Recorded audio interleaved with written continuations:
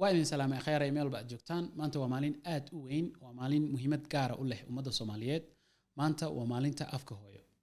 مناسبة ما أنت عالمي جاه اللي جو حسايا مالين تأفك هويو وحنربا إنان وقفا إديستو إنان لو ذاقو شكاير وعجيبة وأن آد وجهلي وكسبسن تاريخ ذا فرت الصومالي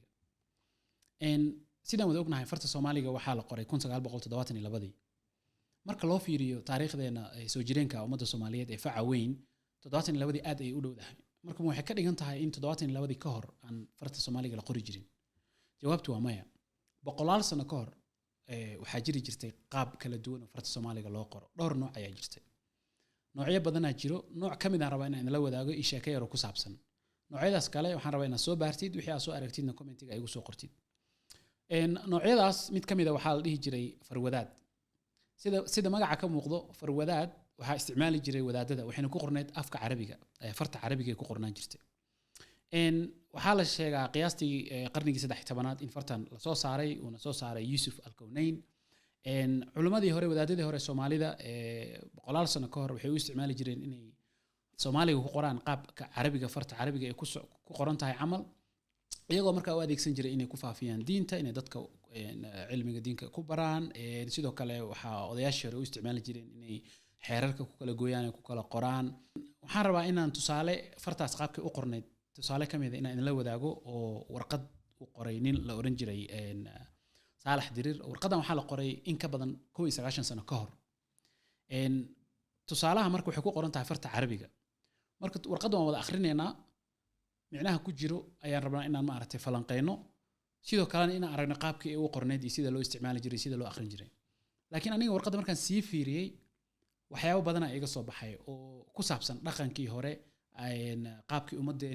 ummadda Soomaaliyeed qaabkii u nooleed waa hore iyo xiriirka qoyska waxyaabo badan ayaa iga baxay xataa waxa iga baxay warqadan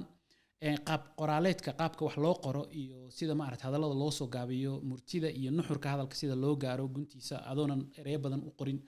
waxyaabo badan oo ma aragtay cashiro iyo buug laga qori karo aan isleeyahay afartan ka dhex muuqato warqadan yar uu qoray ninkan Soomaaliga la oran jiray Saalax Dirir marka aan wada akhrino marka hore sida aan sheegay warqadan waxa la qoray markii milaadiyada ay ku beegnayd 1933 waxaana laga qoray waxa qoray nin joogo markaas joogay Berbera wuxuuna u qoray xaaskiisa oo joogtay Burco marka hore sida aragtaan waa jawaab uu ka falcelinayo warqad horaan loogu soo qoray marka warqadii hore loo soo qoray meesha kuma aragno laakiin jawaabta uu ka celiyay warqadda uu qoray xaaskiisa ayaa waxaan ka dareemi karnaa warqadii loo soo qoray waxa ku qornaa marka hore wuxuu ku bilaabay oorideedii wanaagsanayd haboon wacays ee bahay ha dhowro aamiin uu u duceynaya wuuna salaamaya kadib wuxuu leeyahay marka intaa waxa ii raacay warqadaadii qabtay wixii ku yilna gartay intaa yar wuxuu ku soo koobay inuu marka hore helay warqadii uu soo qortay wixii ku yilna gartay intaa wuxuu ku soo koobay sidoo kale wax alla wixii fariin ku jirtay warqadaas waan ogahay hadallada dheer iyo sheeko dheer muuse u galin macnaha waxa ka dareemaysaa in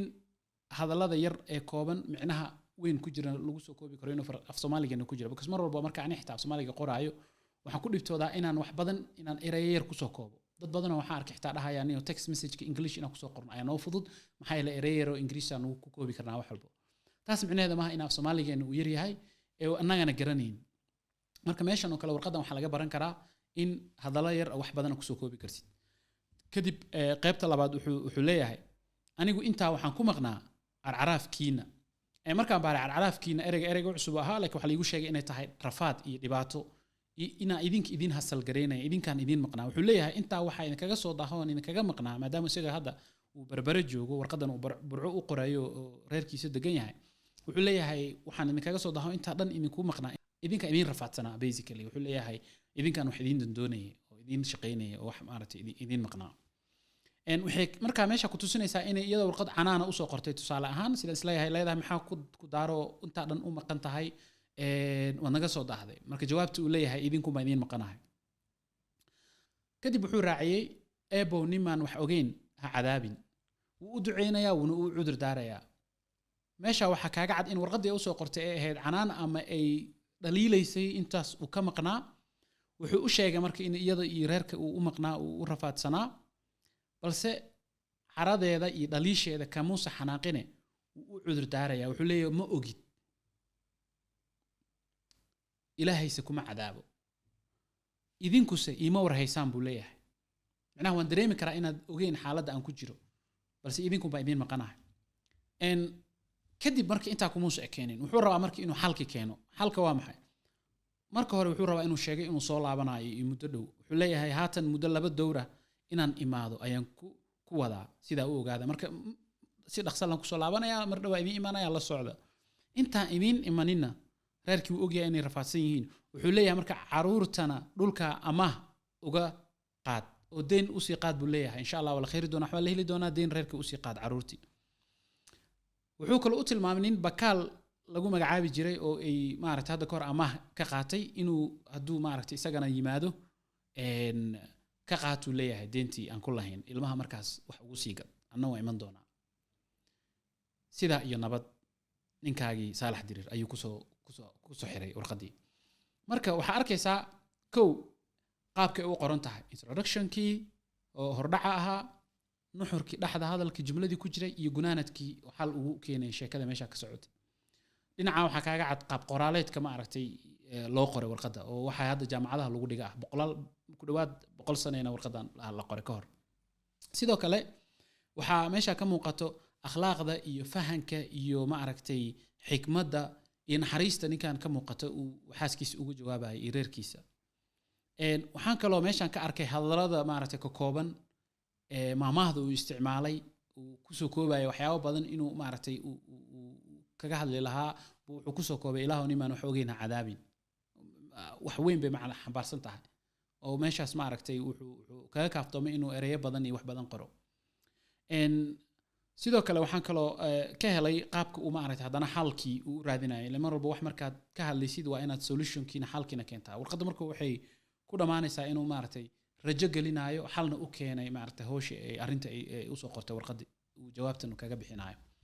marka intaas aan rabay inaan la wadaago waxaan rabaa warqadda inaad akhrisaan